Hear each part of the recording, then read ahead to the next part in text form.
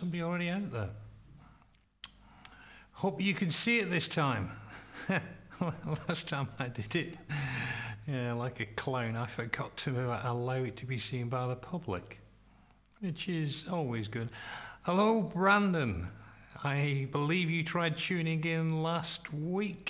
Yeah, my apologies. Total idiot. I am. Not you. Me. Technology just got the total better of me. All the way from Los Angeles. What time must it be over there for you then? Must be, I haven't got my sheet in front of me that gives me the time difference. In fact, that is 12 hours, isn't it? That's a long, yeah. So you're still on UB this morning, yes. Well, it's good to hear from you. Thank you for joining us. If anybody out there has got any questions, anything at all, except for Brett's sake, I'm sick to death of hearing about that, but if you've got any questions, yeah, you're right, William, technology is hard. 11 o'clock, that must be AM, Brandon.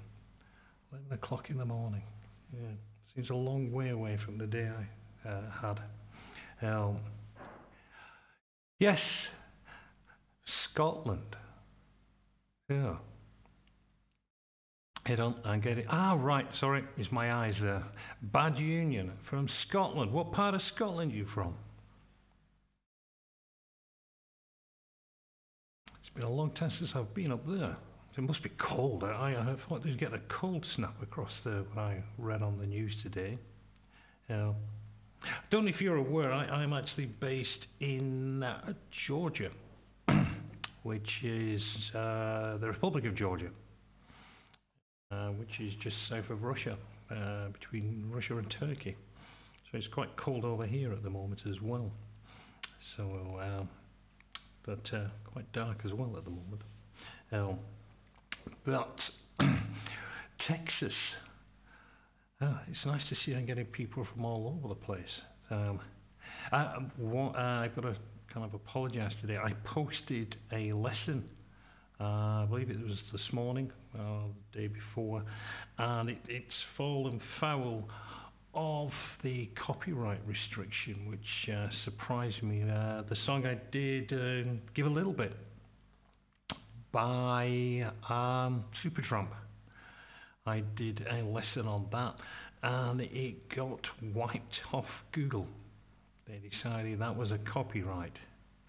Falkirk, never been to Falkirk. Spent time around Glasgow and Edinburgh, but not been up to Falkirk. But I hope it's not too cold up there for you at the moment. I think Manchester, they had the airport was closed.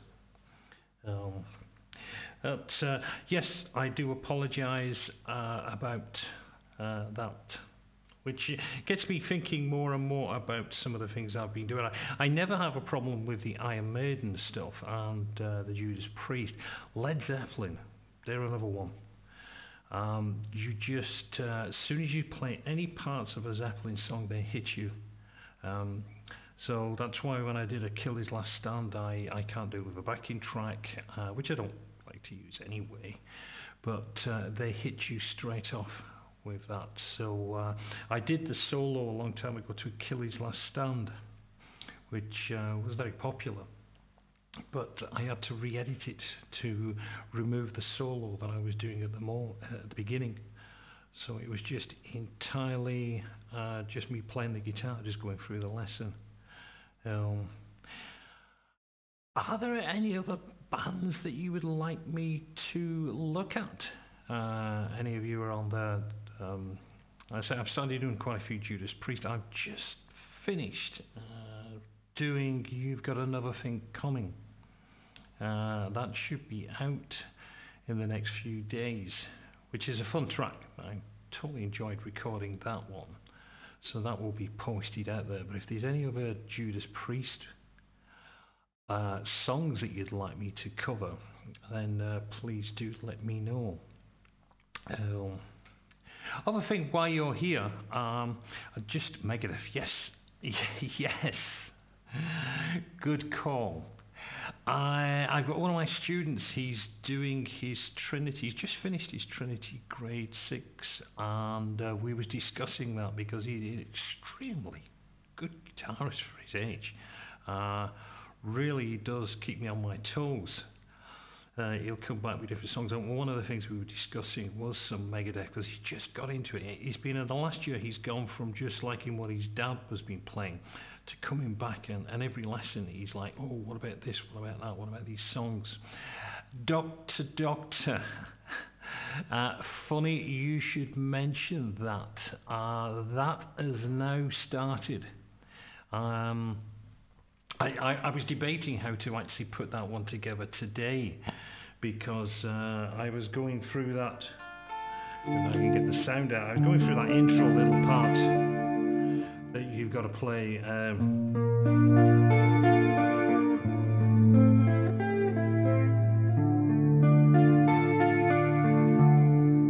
So I was working on that, thinking, should I record that and do like a kind of second guitar over the top while I play that little intro piece? That's the intro piece is to me is the main part of the song, because then it just gets kind of quite easy after that. But I was thinking of doing that this weekend, to go through that and put that one up. So hopefully you'll enjoy that one. Yeah, it's a great piece of music to play. So Bad Union, yes. Doctor, that is going to be out there very shortly. While you're on, I could actually show you just quickly, if anybody wants to just play that little piece at the background that's being played. Because again, I've got a MIDI guitar, and I was thinking, should I go way over the top and get the MIDI guitar sound on it? And I thought, no, let's just keep it clear. But if anybody's just interested in playing that little opening section, it is just literally, you've got a D minor is your first chord, and then what you could be really to see this, you've got it's a B flat major 7 that you're playing across. So you're just doing what are you doing, 5, 6, 7, 8, and you've got to put your thumb across the top. That's got to be on 6th fret on the low E, and you skip over the A. That's not there, and then it's going across. If you just put your bar across all the way across the 5, then you're going to put your third finger on 7 on the D, skip over the A, so you're playing that low 5 on the E, up to the B, and then you've got to just drop your little finger in on the 8, and then back, and then you're back to that D minor. And that just keeps repeating, so it's just D minor, E flat, B flat major 7 with the B flat, and across there, and then across. I'm not even sure what that voicing would be, and then back again, and that just keeps on repeating through. And of course, then you've got the little lead guitar part over the top, which I know I am going to totally forget about, but.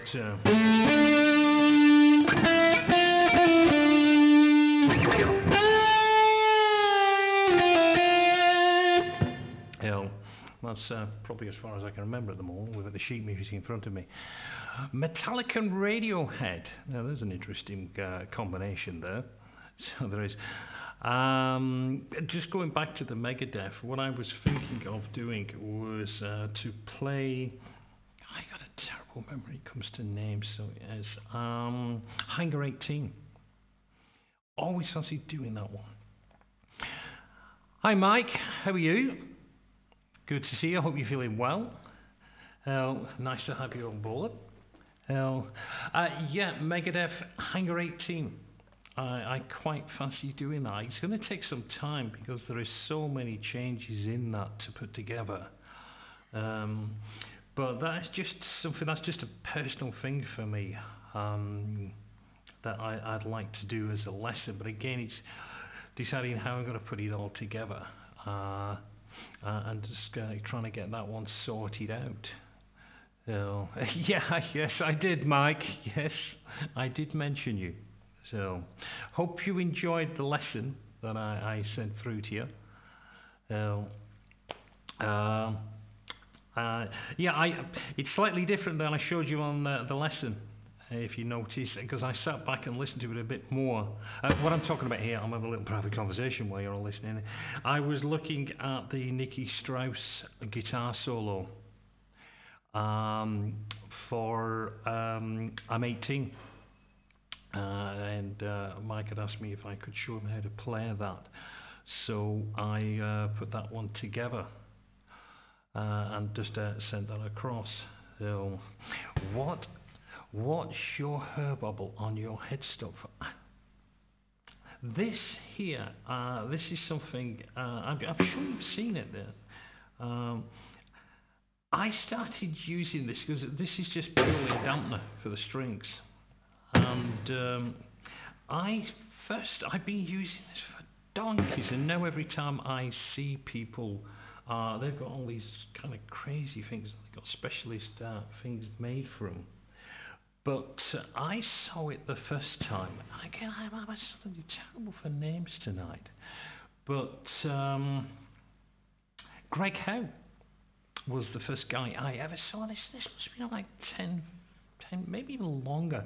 At the time I saw it, I was out in Panama, and he had exactly the same as this kind of girl's headband, and he had it in pink, but I've got red. I've run out of the pink and the luminous greens. But I saw that, and I just thought, what a cool thing, because I was doing quite a few. I was beginning to start learning how to do some tapping, and not the Eddie Van Halen tap. You know, I was looking how I could do the different strings, because everybody was doing the Van Halen tap, and that's fairly easy to mute the strings. But I was looking at the extending, and I just wanted some way just to mute the strings, and I saw that, and I thought, God, that's so obvious. But also it felt like I was cheating at the time. But I thought, well, if Greg Howe's doing it, then what the heck? So, but I've always just stuck with these. It's probably because I'm stingy. I can't be bothered going out and buying these things. And in Georgia, sadly, they wouldn't have them. They don't have any music stores here. So, but these are just girls' headbands, which always gets me strange looks whenever I walk into a store, and I kind of ask for them because for obvious reasons they can't. Okay, but no, they are great, and they're just so easy to use. You know, you can advance them up to whatever you're playing, and it just takes it out. You don't lose anything when you've got them up. So if you do have issues with the sound, especially when you're using distortion, that's what comes at you. Is to just get one of these things, whether you get one of them ones that you can buy that just wrap around, just the Velcros. I've seen people make them where they just get some Velcros just on a strap and put them around. Before I did that, I used to wrap a sock around it, which kind of looked strange, and I certainly obviously couldn't do it when I was playing live. But I would have the sock on there because then I could really focus on my legato technique, because I just wanted to be able to move around without too much of a problem with it just ringing out. So that really did help me, you know. But he was you can't see it, but that kind of eases up. But if I have to, then I will. If I do, be able to do that. So, yes, you're right. It isn't cheating. It's just when I was younger, you study, you think these things through. It's the same as capples, whatever people want to call them. I got no issues about using capos whenever I'm playing in songs. It's actually surprising how many people start to do that. If you are a kind of a beginner, and it was interesting. One of my little students, I said, it's interesting. One of my students, he's only about 10, and he was going to Ultimate Guitar, where they have the chord sheets that they have on there. If you look for them. And he figured it out without actually asking me about it. That he said that if I click on this plus button that they have at the bottom of the screen for changing the actual key, to change that, he said that the number of clicks I do accounts for the frets on the fretboard. And I'm like, wow, I was so impressed that he'd actually figured that one out. So of course, you can change it to any key that you want of any of them songs. So if somebody is beginning, if you're out there and you are a little bit of a beginner on there, and some of these songs that might involve playing bar chords, but you're only just comfortable with the open chords, then just use the capo just to put them into that, just to get rid of the bar. That way you can enjoy yourself. That's what we're doing, isn't it? Surely. We are playing the guitar to enjoy ourselves. But what have you got? We've got down off euthanasia. Yes, I'm sorry, I was reading exactly in the wrong there. So I would. Megadeth are such a great band. To be honest, I prefer Megadeth more than I like Metallica. And they're just so good. Guitar-wise, they're just, the stuff that they come off with is just amazing. But they are so intense when it comes to actually putting the videos together. So when I do get into doing this Hangar 18, that certainly will take some time. I'm not too sure how long it would take in the entire lesson. I'll probably just have to really crack through it very, very quickly. So I shall. If I then get onto some of what I did one a long time ago, and that's on my website. One of the first videos I did, one of the early videos. It was a song that we used to play in our band, Countdown to Extinction. I did that one. I did the opening riff of that one, that main one, which I cannot remember how to do it now. I look back at some of their videos like, yeah, how did I play that? I spent so long working these songs out that when I finished, I go on to another song and I get totally immersed in that, and then I go back and I think, how do I play that? It's different when I was playing that, because we did play that in the band a long time ago. We did pride ourselves in my band, Kindred Spirit was the name of the band, that we actually were playing stuff that was current.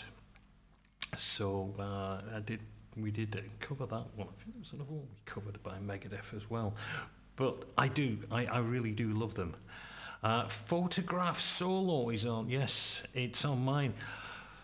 I have to watch stuff by Def Leppard. Again, another copyright company. They go straight into it. So they do. So you have to watch them. I think I did have the main. I think it's still allowed to be out there. Photograph. I've showed the main guitar parts, but I didn't do the solo on that. But I shall, because obviously Steve Clark, great guitarist. Sadly missed. I remember seeing him when they was doing on the not the Paramania tour. I saw them on the Hysteria tour. Just so good. Absolutely enjoyed that evening. Yeah. You say 18. Why not post some classic Alice Cooper? Yes, you're right. I definitely. Just recently I did get hit by a copyright on I'm 18, so I have to watch that. So again, it's how do I approach these tracks, because if you get so many copyright hits, they can cancel the site, so I've got to be a little bit careful on that. So, but yes, I will do some more because they are fun. I'm trying not to do the ones that everybody else is doing because they're out there. You know, yes, you can say I'm 18, everybody's doing that one. But I try and find stuff that isn't. That's why I haven't done the Number of the Beast yet by Iron Maiden, and probably a few others. Aces High I haven't done because there's so many of them. So To Tame a Land is just that's recorded, that's just been edited, and that's about to go live. Which I like that one because when I went looking for it, I couldn't find any information on it. I couldn't find. There was a few people that covered it, which was some great covers out there. But I didn't. There wasn't any tablets right there. So it said there's no lessons. So that took a bit of time because I had to run through the tablature and put that all together, which I will be including in that package. So that will be coming out soon. So if you do like, I'm sure you do like Iron Maiden, that's probably why you're also subscribing to my channel, then that one, I think you'll enjoy that. I've just got the tablature for the 2 guitars, but that is a challenging song, that one. That was enjoyable. Let me see what we got here. I'd like to know if you plan on making videos on getting great Iron Maiden tones. Yeah. Just a question. What do you think of the? Because I spent a bit of time working on the tone that I've got at the moment for Iron Maiden. I don't know how close that actually sounds to what you kind of think. Yeah,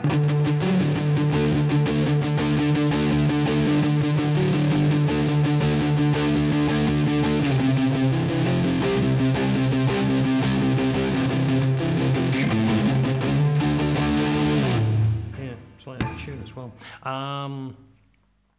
So you've got here. I'm probably going to try and do a little bit more on that. Because again, with the copyrights, I'm going to try and put together some lessons on talking about the approach to playing. That was terrible, wasn't it? You're totally unrehearsed for doing that one there.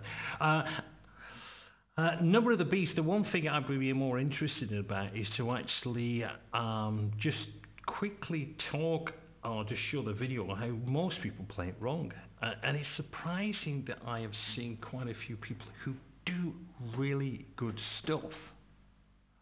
So, yeah, hi William. Yes, well, thanks for joining us, and thanks for your comments. Got to get my homework done. Yes, so you should. So, thanks for joining us, and if we do this again, I'll look to see you around. So, thank you very much. The people are playing this wrong when they play the rhythm, and that's why I just thought I would do a short lesson on that, just to put that one out, because most people, when they play that riff, you've actually got to, because if you play along with the track, I don't know if you've tried doing this, if you've kind of got the riff, the actual beat changes continually. It's not a constant 4/4 that they're playing on that track. So what you've got to do is, when you're playing that riff, every single note that you're playing here, you're going to hit this 3 times instead of what most people do is 2. So you get this 1, 2, 3.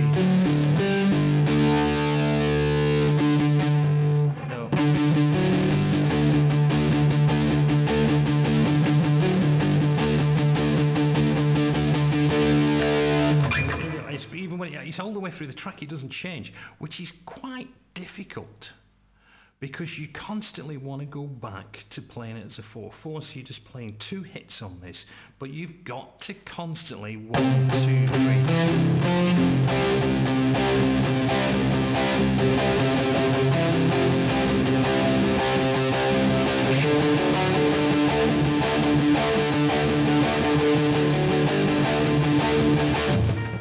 And that's what I thought I would do, just to kind of point these little things out. There's a few of them I've seen on the tablatures, they're slightly wrong. Probably, I probably do them wrong. Working with an American professional Blackstar HD core. Blackstar, I don't know if you can see it on the camera. Yes, you can see it on there. Music store I worked in back in Dubai was one of the first suppliers for Blackstar a long time ago. And we used to get all the Blackstar albums coming, which was great because I could sit there and I could just play with them all the time. So, but the ID Core, it really is a good amplifier. I love all the stuff that Blackstar are doing. Pedals, you probably see, I don't know if you can see that. I've got the Blackstar delay here, which again I thought it was a fabulous. Look at these things. You could drop this from a 10-story building and the thing would bounce. So it was. They are just solid things. So they are. Kind of very hard to get on a pedal board though because it uses a 12-volt AC charge. It doesn't run through a normal DC charger. But yeah, they've now made smaller ones, by the way. So you can probably see. But the Blackstar Metal Zone. I didn't mind that pedal. I'm traditionally, look at this one, this here. This I could probably take this on the Antiques Roadshow. You can see that.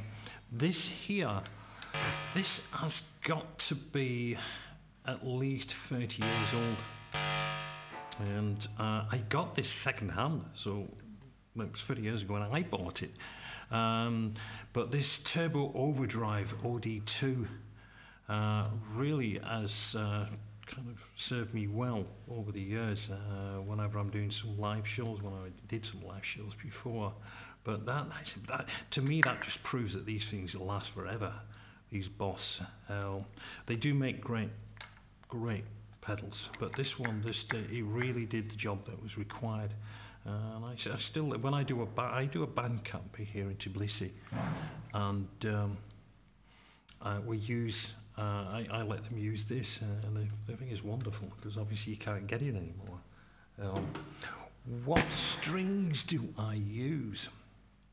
I use nines. I always use any ball nines, which are the Slinkies.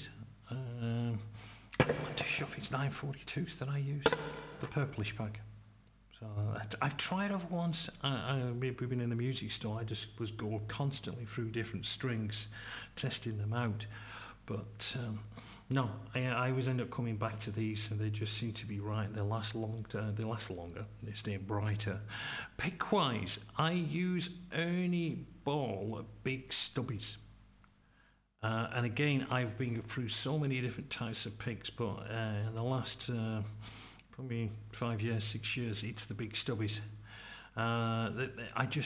The way they got the indentations in it, and it's just a solid pick. You can, it really.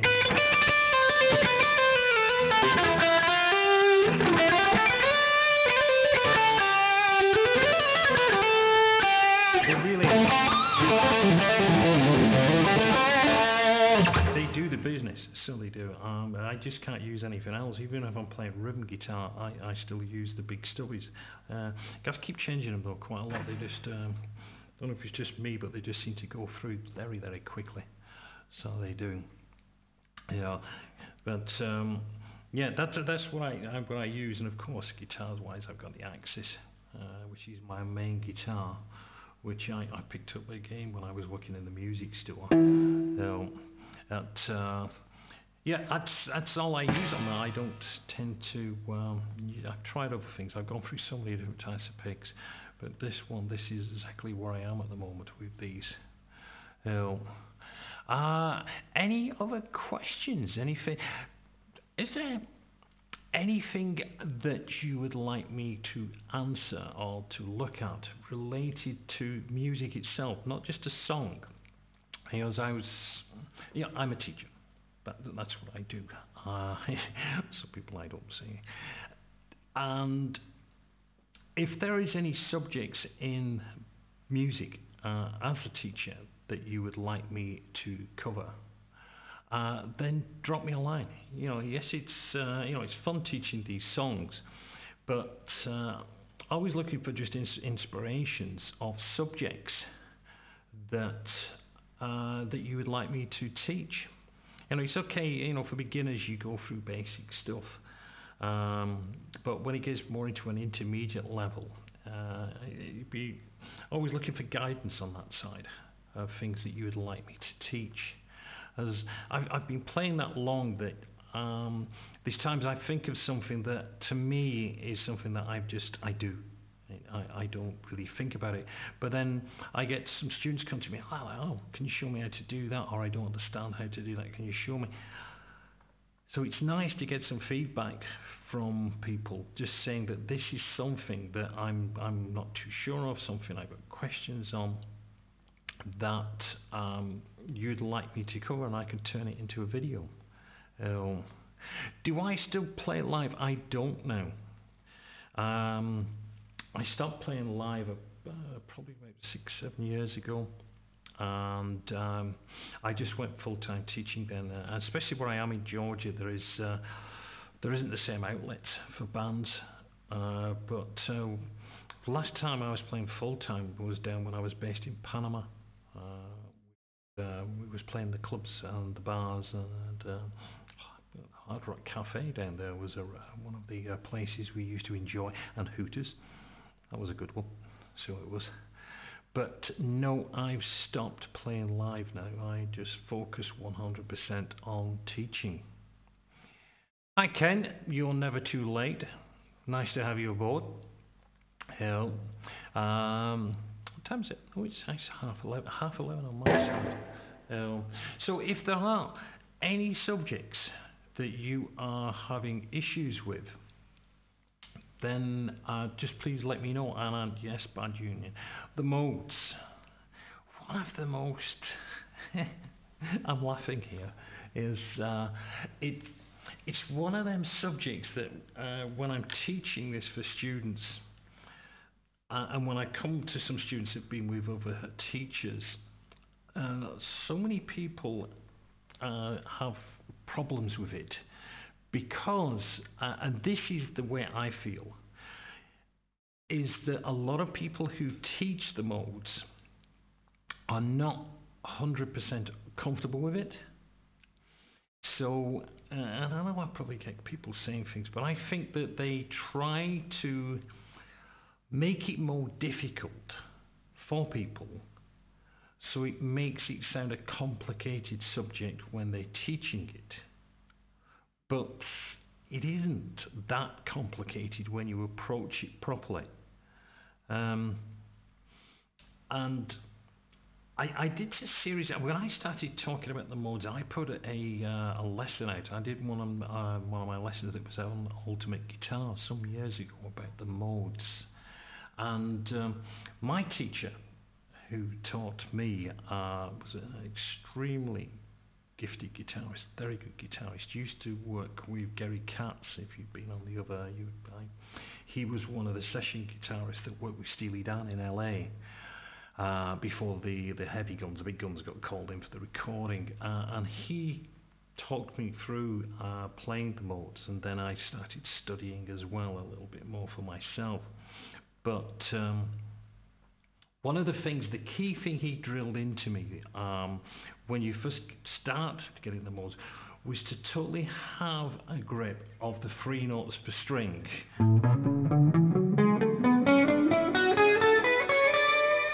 Position, just really have that down. And then one of the, because what you've got to do here with the modes, you've got to hear them. You definitely have to hear them, and some of them are a little bit harder than others to hear, and that's down to the individual because of the music you've always played. Now, what I did, and when I was starting off early, what you do, because you think you've got 1, 2, 3, 4, 5, 6, 7 back to the octave, and each one of them numbers can relate to a mode. So you've got Ionian, Dorian, Phrygian, Lydian, Mixolydian, Aeolian, Locrian, back to Ionian on the octave. And what I did, you name each one of the your fingers that you're playing that position across for the mode.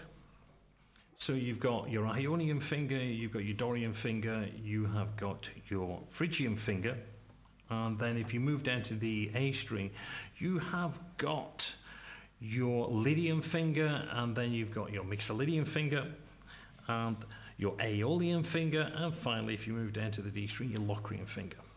Remember them fingers.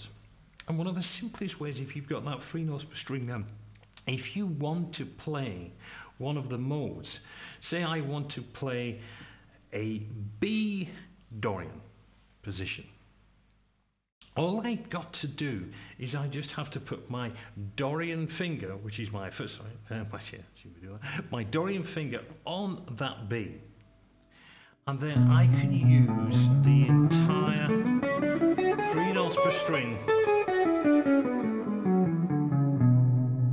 across that. Now, I did that for all of them, and what I was trying to do in the lesson was just to get people being comfortable hearing it. So if I was playing a B minor chord, I was playing over a B minor chord, I could just quickly play a Dorian bass solo over the top of that. I got so much flack. So I did, of these people that was writing in. One person, he wrote nearly, so it's like a 2-page essay on why it was so incorrect. And he said, I've decided I'm going to write something myself to explain it how it should be done. And he wrote so much of this, like 2 pages, and I sat down and read it. And I didn't have a clue about modes after I read it, because I was so confused. And I was thinking, when I looked at that, I thought, if I pass that information on to a student who's just getting to grips with the modes, or just starting over the modes, they wouldn't have a clue, not a clue what you're on about. And if anything, that would force them and push them away from actually learning the modes. It would just turn them off totally. And I thought, how totally wrong to do it that way.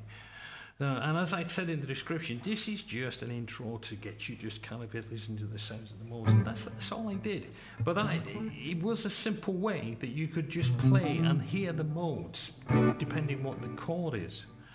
But really, what you have to do with the modes, you have to hear the modes over certain chords and chord progressions. What I normally start off with is getting people to understand that to clearly hear these modes, you've got to use chords that give that idea. It's no good just playing certain chord progressions that don't work too well. One of the simplest things, again, if I'm thinking of a Dorian mode, if I want to get the Dorian sound, what I have to do is make sure that the music I'm playing behind that suits Dorian scale.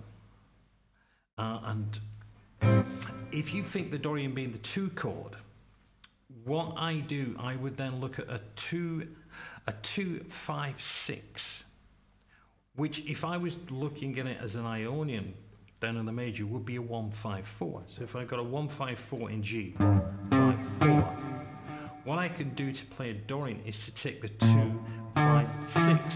Or in most cases, you would just do a 2 to a 5. So I've got an A minor, or an A minor 7, always sounds good. And then I move it across to a D9, because I've got a 2 chord being a minor chord, going to a 5 chord. And I would just play over the top of that. Now, one of the reasons that works so well, especially when we go to that D9, it's almost the same idea or principle as playing a C minor 6 chord. Which means that when I've got this chord, this D9, I've actually got this Dorian note in the chord. So I'm feeding 2 chords that are heavily associated with that Dorian mode. 2 chord being the minor chord, which acts as the 1 because you're in Dorian, and then goes to that 5, which also pulls in that note, which is your raised 5, which is the Dorian. So that's how I start to work on that level. And show people that you've got to have the right music behind it to hear it. and then you can start to work with it. I am going to be doing some more on that because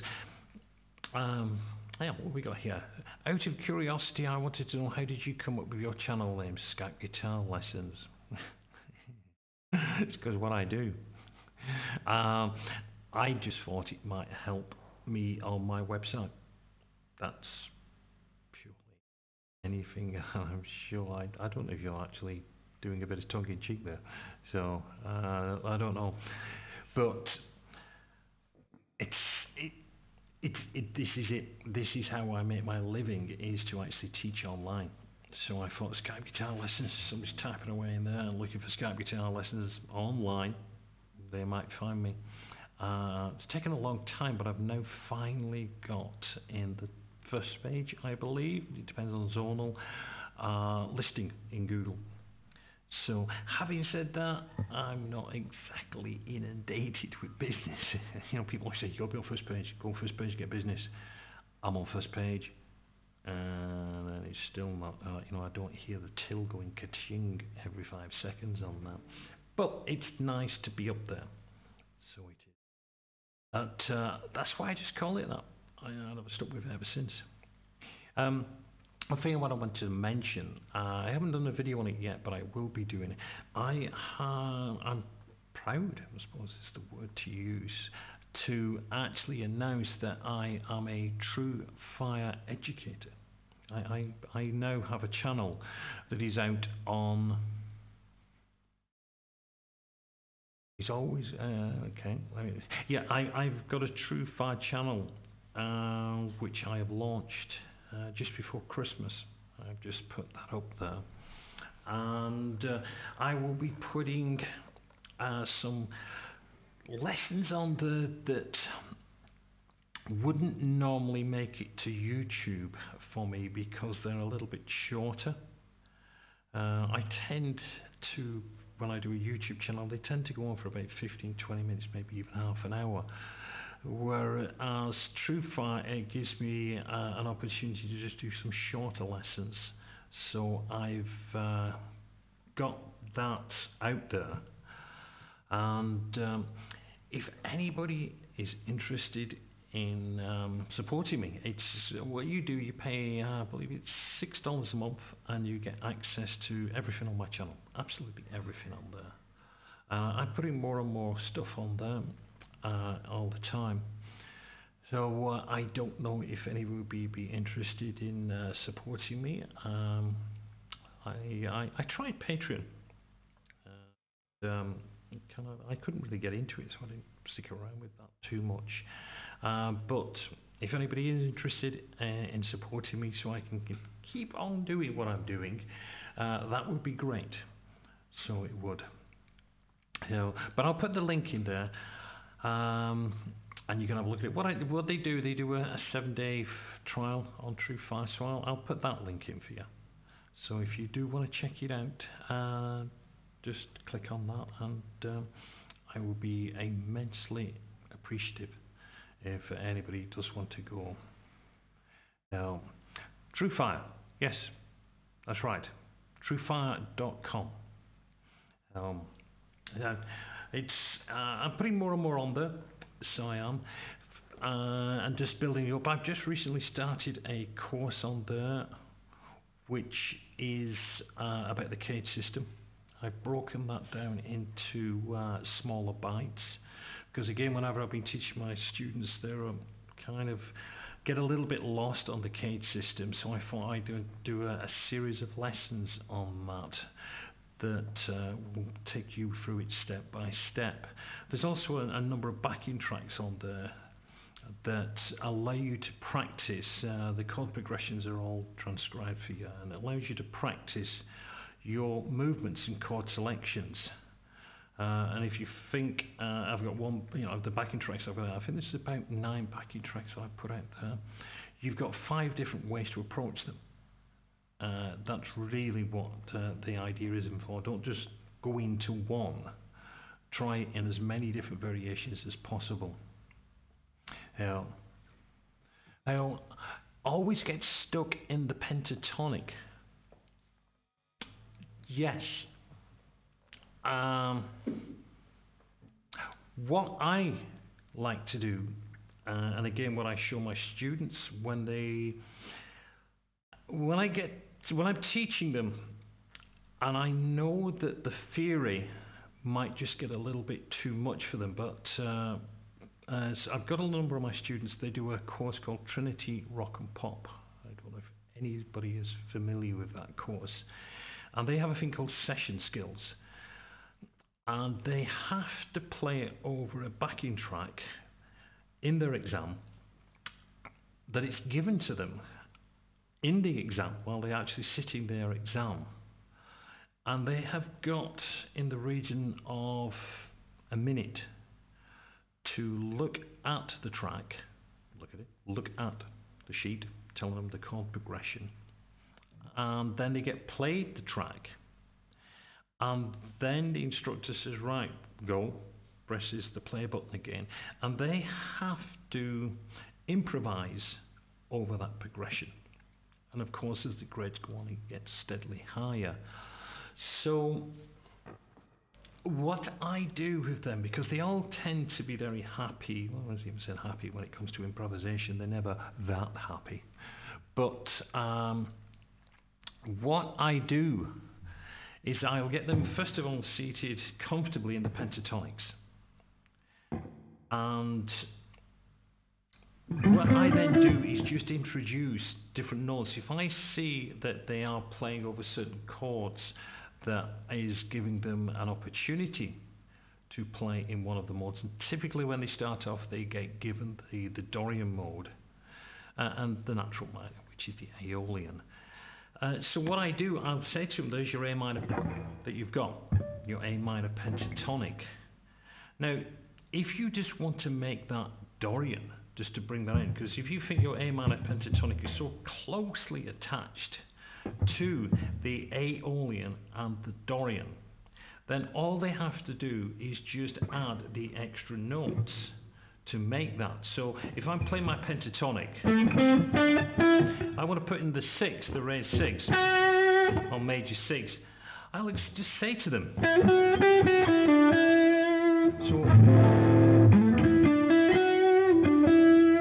so they've just got that, and of course when it's they've got the octave, so again I just say to them, you've got,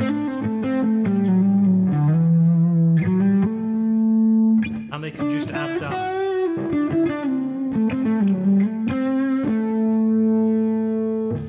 I also tell them then they can add the second. So again, it's just getting them used to positions that they've got. So in this minor pentatonic, they can drop in the raised 6, and they can drop in the second. So it's just an opportunity for them to just play 3 notes per string.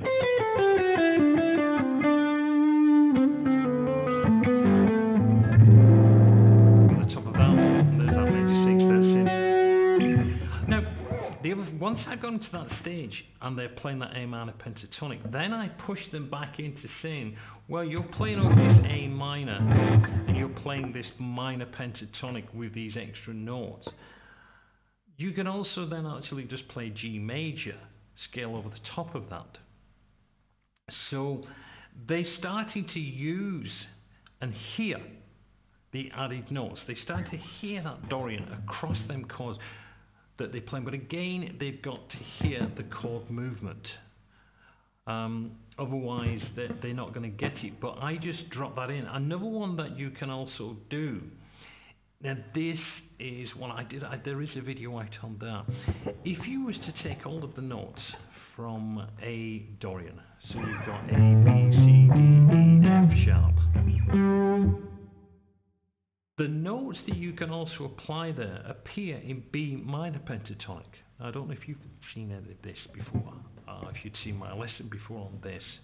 If you move up a whole tone and play B minor pentatonic, you're also playing them notes. If you combine it with A minor pentatonic and B minor pentatonic, it's giving you access to all of the notes in A Dorian. Which means that if you're into just playing a lot of bluesy style licks and the 3 notes per string is working for you as a means of improvisation, you can just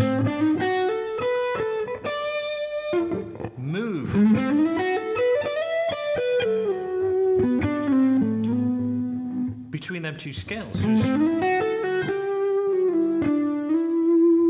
And you've got your A Dorian, which means obviously that rule applies wherever you go, so whichever one.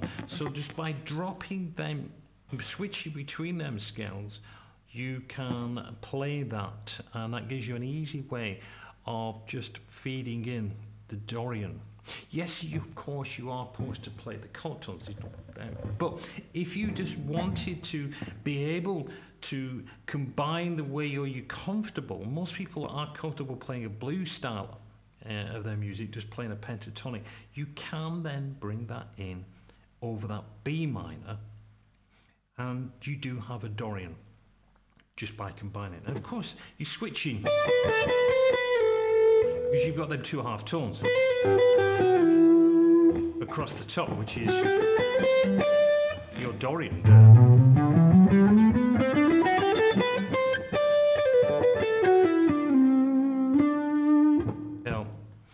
So that's one way of playing the pentatonic to do that.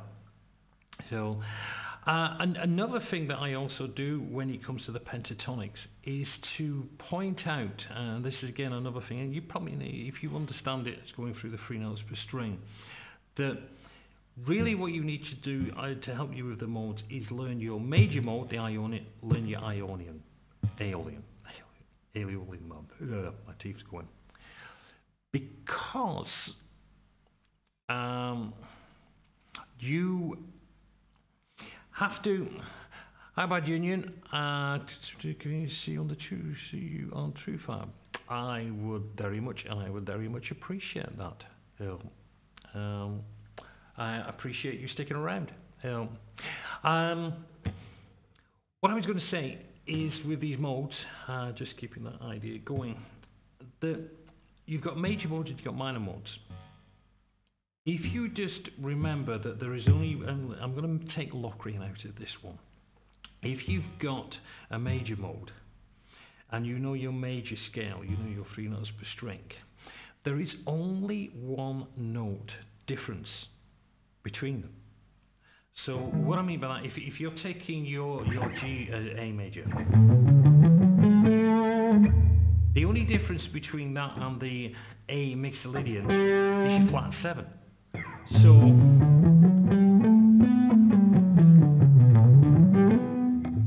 it's just one note, and it's the same when it comes to your minor. So if you're comfortable with your natural minor, then all you've got to remember is you're just going to change one note in that.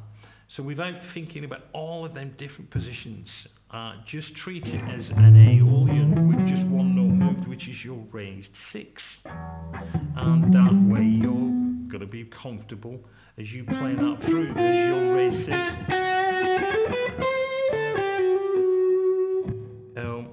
But that's the way I teach my students. I get them comfortable with that, so they can play quite comfortably when it comes to that. But it is a big, hairy, scary subject, playing them in the modes, and just to get them working.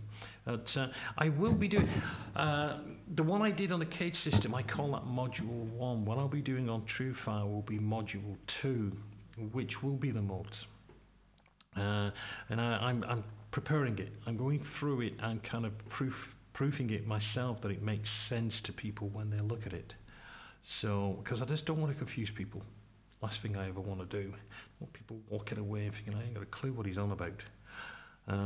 Hopefully they tell me, but it does take a little bit of time to get it across to people. But the main thing to me is to be able to hear it, hear the different sounds, and just play across. You know, you can stick I've done it with, there is out on the TrueFie, there's a static, I've got a backing track, static A7.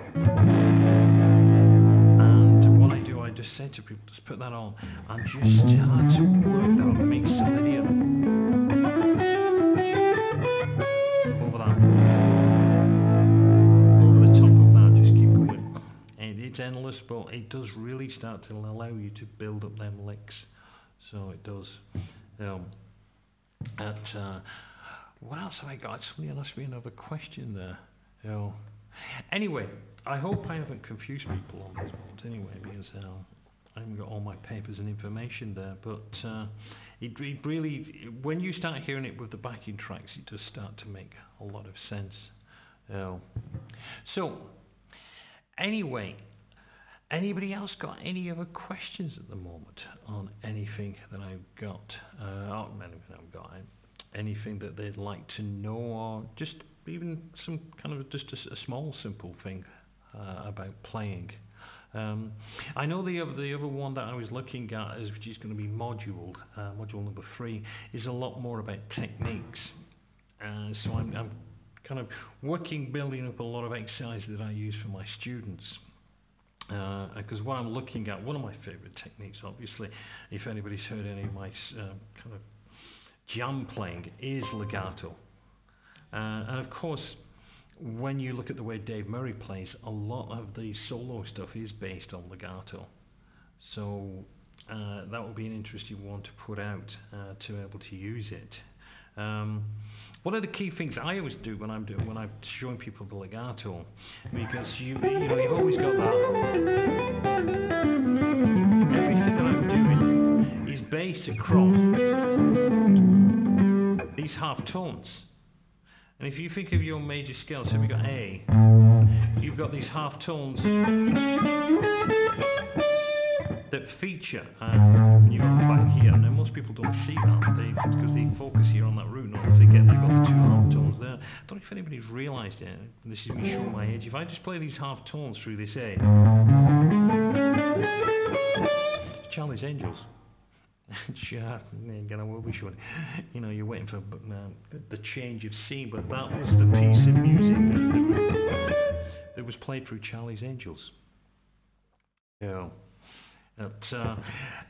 So what I do when I'm doing that, a lot of that legato is I'm moving across that half tone, whole tone, and then dropping down whole tone, half tone.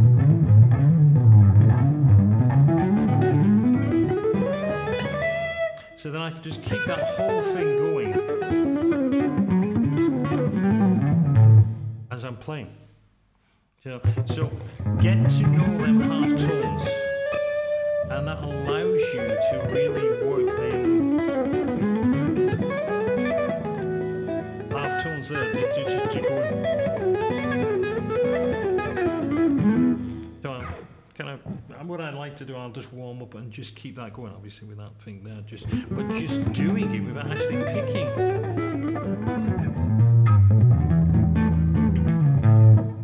Not coming across too well on the sound I've got on there. The correct fingering in Iron Maiden guitar solos. Have we got the evening for this? Yeah, after watching a lot of live videos of Dave Murray, and watching whenever I can of stuff, Dave Murray, Adrian Smith, when they're playing, Dave Murray definitely is, even though he's heavily pentatonic, his approaches for playing the solos, or playing not so much the solos, but the riffs, is definitely based around this 3 notes per string using a minor scale. Just when I see them tabbed out, if I don't see it conforming to that, first thing I'll then start researching, trying to get a load of some of the videos that he's playing.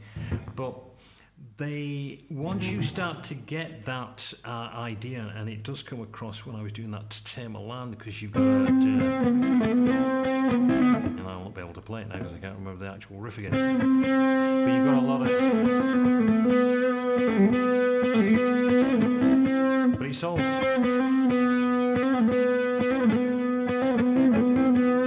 very much 3 notes per string. You could sit there and just noodle your own Iron Maiden riff, just working around that.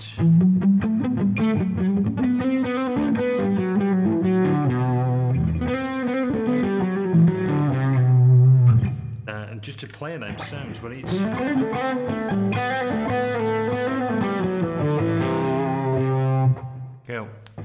the correct thing is, playing a lot. The solos themselves, they take a lot of time for me to put together in between teaching. So what and I don't like to do this, but what I was thinking of doing, because you know, I have to make a living. Fortunately, can't not do it. Some of the solos I might be moving across or putting onto the TrueFie platform, which because they take so long, it's a monetized platform for me. I might be moving across onto the, you know, but I'll have to make. I haven't made that decision. Hi, Brendan. I hope you. I appreciate you sticking around. I appreciate your questions and the comments you've got there. Hope people didn't feel it's been a bit of a waste of time. I enjoy talking to people. I enjoy answering people's questions. So I totally appreciate people being here tonight. So if you did enjoy it, I'll try and get it a bit more structured next time. So I will, and try and get a little bit more focus on what I've done, because the last time I realised I was talking for half an hour and there was nobody there. So this time it's great to have some people on board. So it is. So I will try and put something together. And if anybody's got anything, like I said, I keep asking this because I'm just looking for some inspirations on certain stuff. Because I don't want to copy what people have been doing.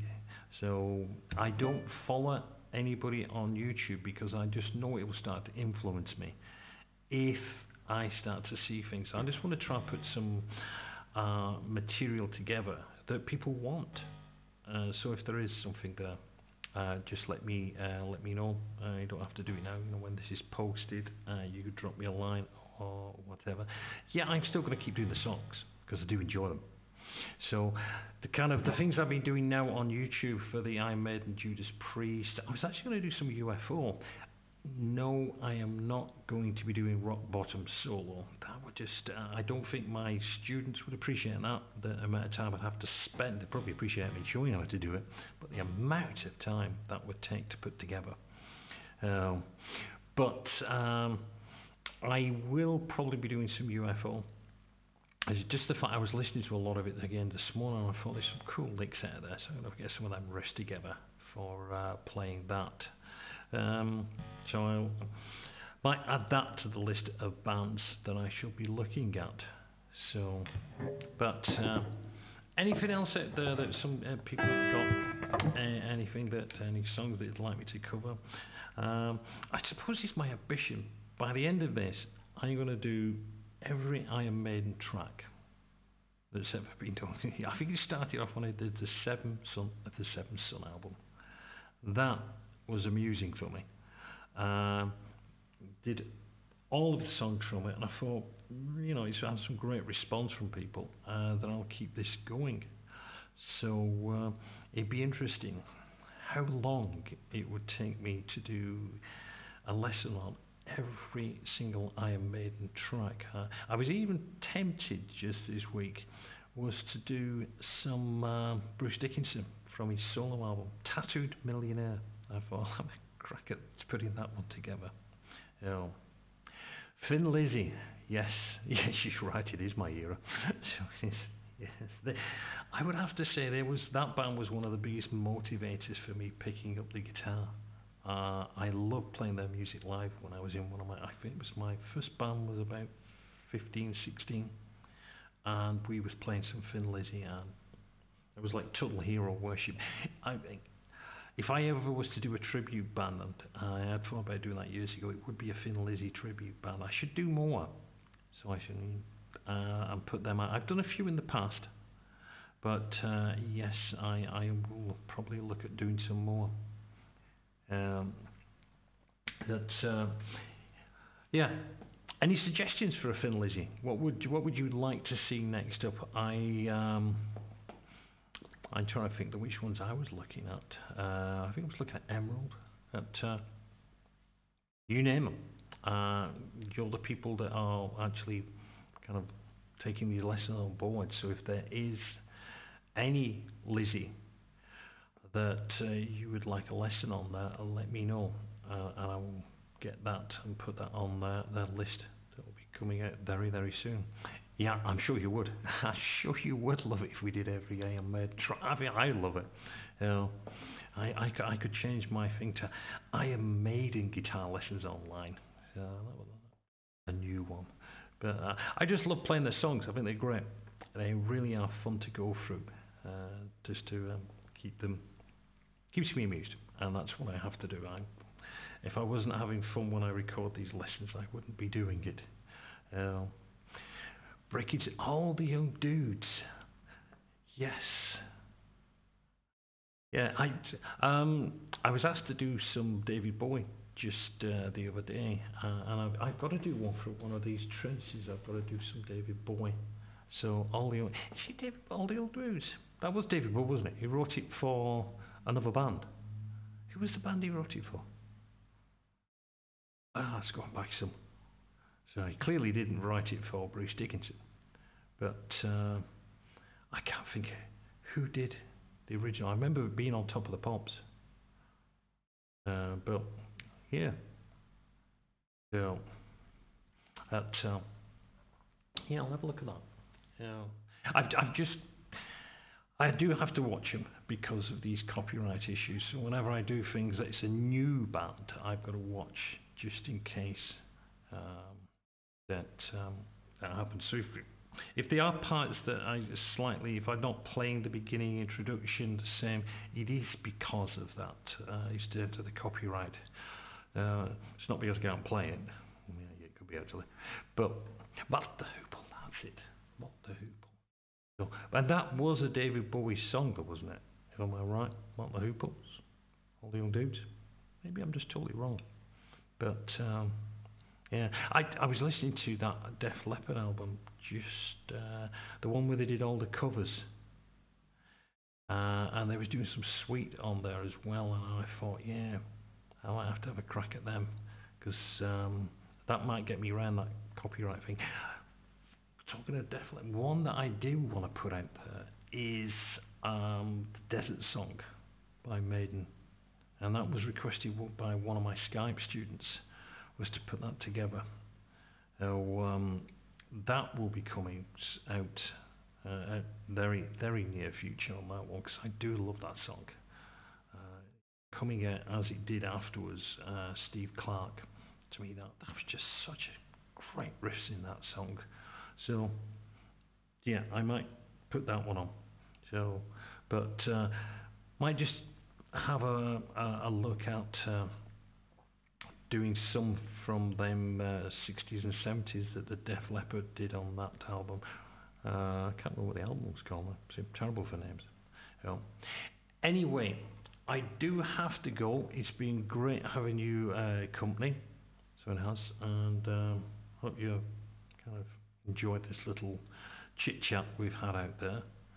So, and next up out there should be, I think it's To Tame a Lad. That's the next one that's coming out in the next few days. So I've just got to do a few little tweaks on it and get that the guitar tab out there, so it's all ready for you to go. Here I go again. I haven't done that one because so many other people have done that one. No, I haven't. We used to play that live, but there's a lot of keyboard in that. But yeah, I might have a look at that. If I do that, I might just look at the guitar solo in that one. But I don't know. But yeah, because still tonight, everybody's done that one. There's a gazillion versions of people showing you how to play that, and a gazillion versions of people trying to play what John Sykes did in that solo, which is it's frightening. So it is.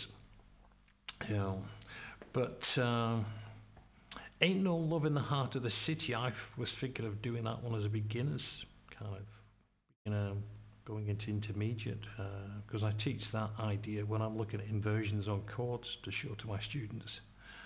So that. Anyway, I am going to go, as I'll be sitting here all night talking.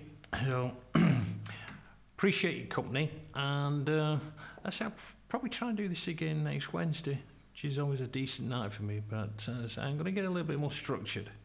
So if you do fancy joining me next week, let me know, and any questions, just drop me a line during the week, and I will add that, and I will do a bit more research on them. So like I say, thanks for your company, and I will see you possibly next Wednesday. So you all take care. Speak to you soon. Okay. Bye bye.